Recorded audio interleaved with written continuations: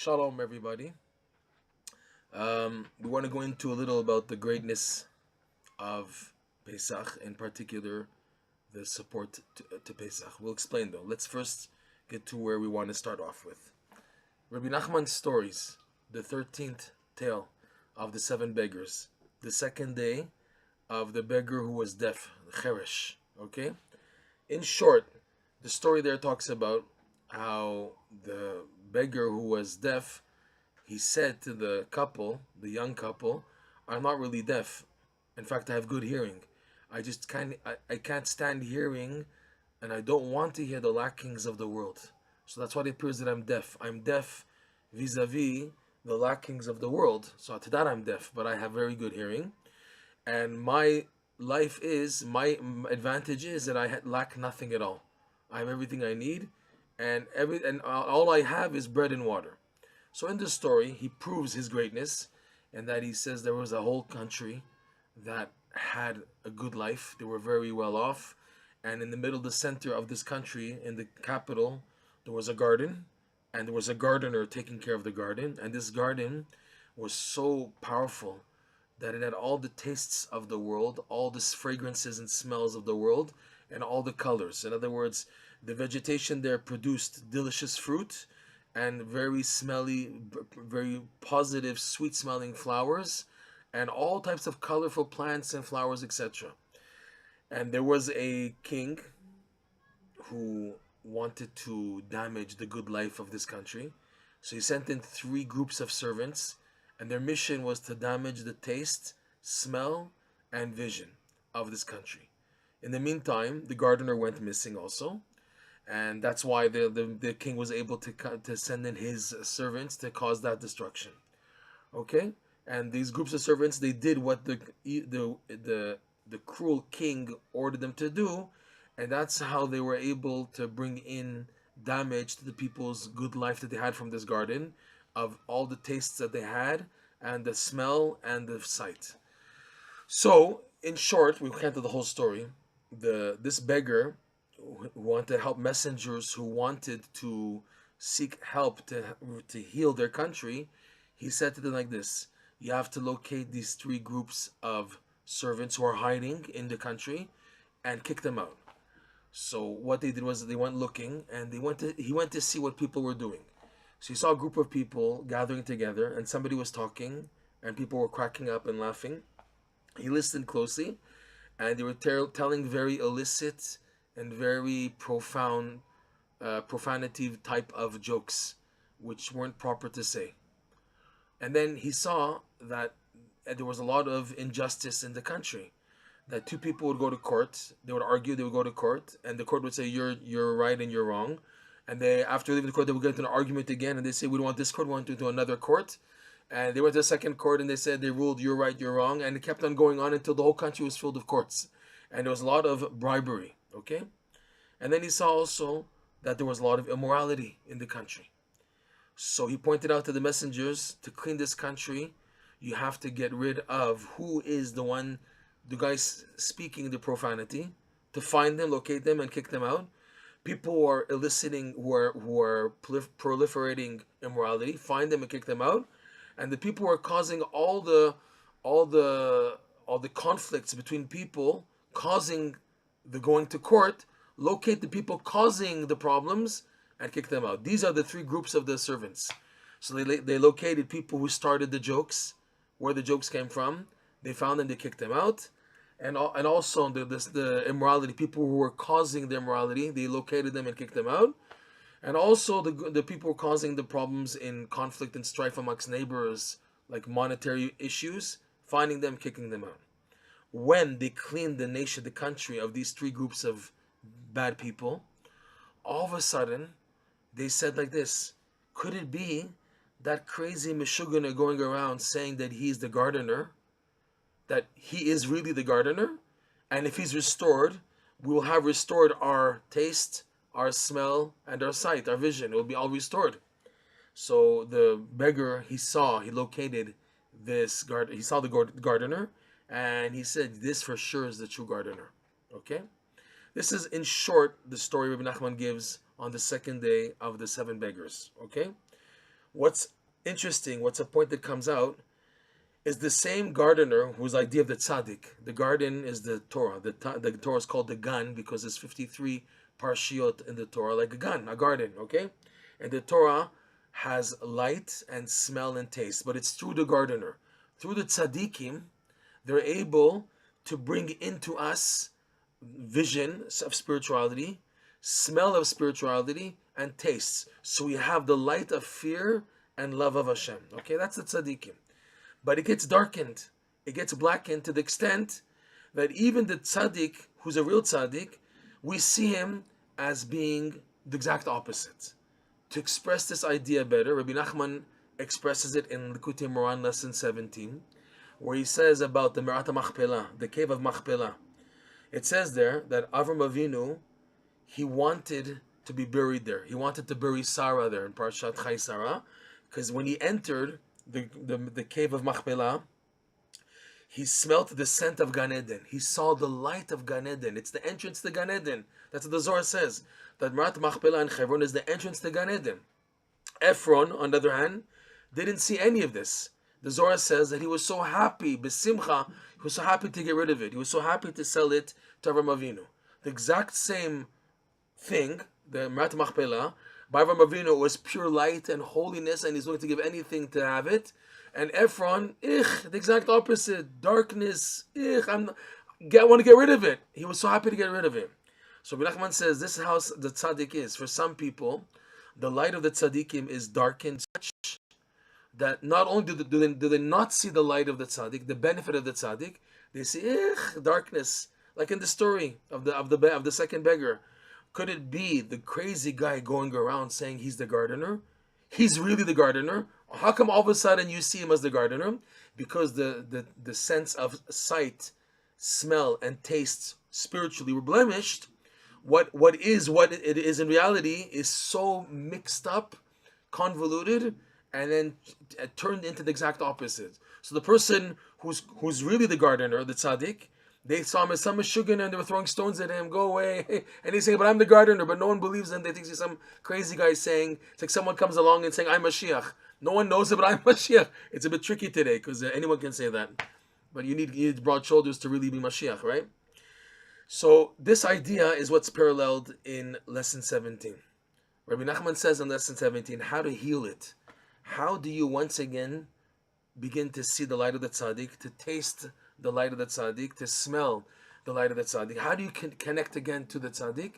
By giving tzedakah to the tzaddik. It's amazing. Rav Nosson points out the root word for the tzaddik and tzedakah is similar, tzaddik. Meaning, Rav Nosson writes, the true proper place of giving tzedakah is to the tzaddikim. In reality, if the world were properly giving their tzedakah to the right address, the world, Rav Nosson writes this, the world would have been rectified by now. It's just that Hashem sends all types of false causes and false reasons and false leaders and false representations of truth in the world that people choose to give their tzedakah to them. And by doing that, they don't give to the real tzaddikim. And this is what lengthens, in our sense, the galut, because people don't see the light of the tzaddikim. And because they don't see the light of the tzaddikim, like Rabbi Nachman says in lesson 17, their fear and their love of Hashem is blemished. The fear of God and the love of God is blemished. What's to fix it is to have the merit to give tzedakah to the tzaddik. This is also in the case of the story. We don't have a beggar like this who's able to locate the evil and to dismiss it and kick it out. So what we can do is what Rabbi Nachman suggests in lesson 17 of giving tzedakah to the tzaddik. The question is, how do you do that? Who's the tzaddik? In the Likutei Moran, lesson number 4, Rabbi Nachman also talks about the concept of giving tzedakah to the tzaddik and its benefits. The main commentary on, one of the main commentaries on the Likutei Moran, the Parpat LaChochma, Rav Nachman Goldstein of Cheren, he writes like this. Today, after Rabbi Nachman's passing, tzedakah can continue to be given to Rabbi Nachman. He assumes, and we assume, that Rabbi Nachman revealed these teachings about the power of giving tzedakah to the tzaddik. Then if he talks about it, then he must know what it's all about, because you can't talk about something and you're not holding at that level. So if he was describing in Likutei Moran lesson 4 and lesson 17 the greatness of giving tzedakah to a tzaddik, So most probably Rabbi Nachman was in that category of being that type of tzaddik. The question is, Rabbi Nachman's not here in the flesh. He passed away over 250 years ago. How do you give tzedakah to a tzaddik who's passed on?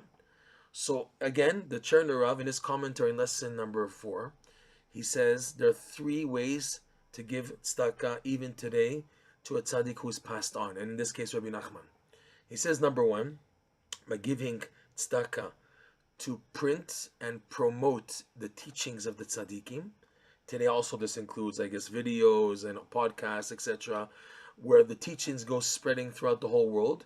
So you're promoting the da'at, the knowledge of the tzaddikim, and the knowledge of the tzaddikim is the essence of the tzaddikim. Their Torah teachings contains their neshama, their ruach, their nefesh. So this is the greatest way in promoting the light of the tzaddikim is through publication of books, printing teachings in books. This is how you can give to Rabbi Nachman even after his passing. Number 2, to support Torah institutions and synagogues, batei midrashot, and batei knesset that learn and daven based on the hashkafa and guidelines of Rabbi Nachman. The Breslov Hasidim till today, they have unique davening. Davening is normally slower. There's a dance every day after Shacharit and after Mariv. It's a recognized, there's can clapping. You can be comfortable in davening out loud and not feel embarrassed. Other places you might feel everyone's quiet in their davening. You might feel you're sticking out. But in the Breslov Minyan, it's encouraged and it's acceptable that a person davens loud and singing and clapping. And people understand if someone's clapping their hands. It may disturb me, but it's to remind me that I should be clapping my hands also. So there's a way in a davening, and also there's a shita. Rabbi Nachman has also his way of Torah study, of studying everything, not just Gemara and Shulchan Aruch. That's the main diet, of course, but learning also Midrash, Zohar, Tanakh, all the Sfarim Rabbi Nachman spoke about, and going through them fast as a shita, not spending too much time. So Torah institutions and synagogues that learn and daven based on the guidelines of Rabbi Nachman, supporting them is also a way how to give tzedakah to him even after his passing.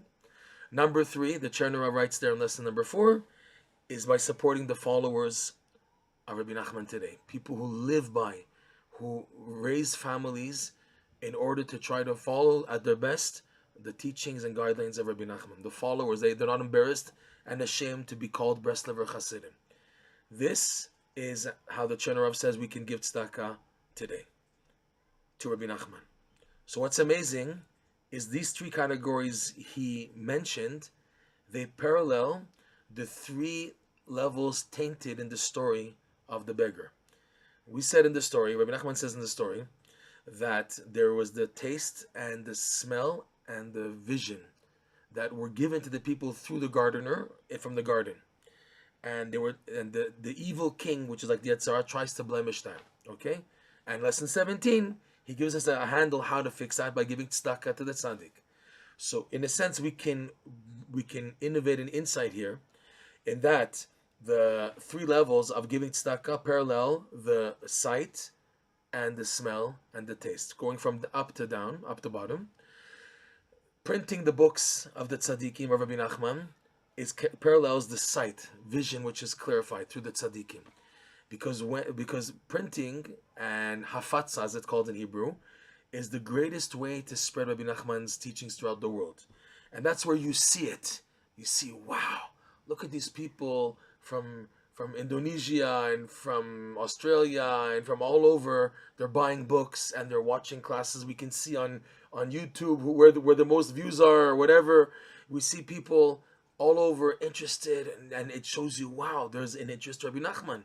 Breslov is no longer just like it used to be in Mea Shearim or in Eastern Europe, and that's it. It's all over the world now. And when you see that, you see the interest, the feedback of people where they're purchasing books or watching classes.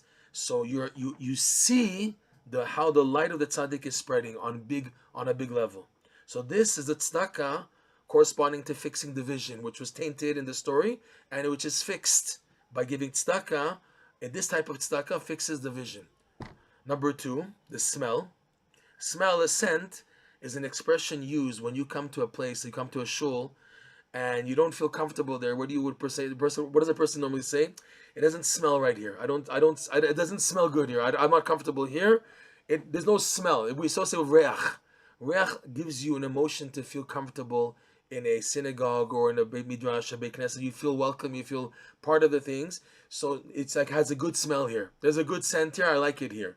So with that expression, giving tzedakah towards synagogues and Torah institutions which follow Rabbi Nachman's teachings, that rectifies the idea of scent. Now, taste is an individual. Like when you connect to somebody, you say, there's an expression also in English and in Hebrew, there's a good taste. I feel a good taste with this person. I can connect to him on a personal level. He tastes well, even though you don't eat him. But the idea is taste is like an association of a personal connection. And that's on an individual basis, okay? So taste, like in the story of the beggar, is rectified by giving tzedakah to followers of the tzaddikim, in this case Rabbi Nachman, okay? Pesach comes along. Pesach, the biggest thing made noise around the world is what's called Kimcha de Pischa, giving to poor families. These are individuals before Pesach, okay? We have campaigns now to help the Breslover families. This is to rectify the ta'am, okay? The ta'am. Now, what's amazing is that in the laws of Pesach, if you learn the halacha and what we say in the Haggadah, the last thing we eat is called the afikoman. Today we don't have a korban Pesach, so instead of the korban Pesach, we have what's called the piece of matzah left behind called the afikoman. And after you eat that piece of afikoman, and also in the time of the Beit HaMikdash, after eating the korban Pesach itself, you're not allowed to eat anything else. Why? Because there's an inyan in halacha that the ta'am Pesach, the taste of the korban Pesach, should stay in your mouth. The last thing you leave before going to sleep after the Haggadah Shel Pesach on the night of Pesach is you have to save the ta'am Pesach. In Breslov lore, in Breslov customs, in Breslov stories of the previous generation, when the Breslover Hasidim would go to the fields and forests and wake up at midnight, before Pesach, you would hear them saying in like a tune, and it's based on a story about Rav Nosson, and they would say, "Hatimeni Tam Pesach," let me taste the Tam, the taste of Pesach. What's the idea? Pesach is Gematria 148, right? Pe 80, Samech 60, Chet is 8, that's 148, and that's Gematria Nachman. And in Breslov lore, Breslov tradition, the idea of Korban Pesach is coming close to Lekarev, to this tzaddik who's Gematria Pesach, Rabbi Nachman. Korban Pesach, to come close to the Korban to this tzaddik, Rabbi Nachman. And the Breslov would say, let me taste the ta'am of Pesach, okay? What was the story of Rav Nosson? That there was once before Pesach, a poor Breslover came complaining to Rav Nosson, I have nothing for Pesach. I have nothing. It's already a few days before Pesach. I have nothing yet. We're so poor, we didn't buy anything. Rav Nosson said to him, Al Pesach yeh, don't worry. For Pesach, you'll have. You'll have what you need, all the needs for Pesach. It'll come your way. Don't worry.